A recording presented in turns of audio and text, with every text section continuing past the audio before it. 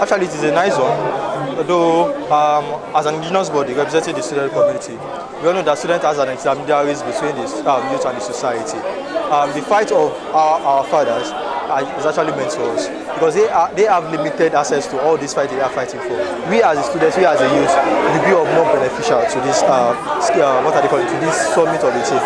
You know, as an IBILE, as a group of an indigenous association, it is of a good thing for we to have a forum to discuss and dialogue a way forward as related to the issues and challenges affecting the indigenous populace as well as the students community too. So it is a nice one, it's a great meeting. Looking forward to have more of this coming up so as to draft a master plan or a well plan for the future governance of the state.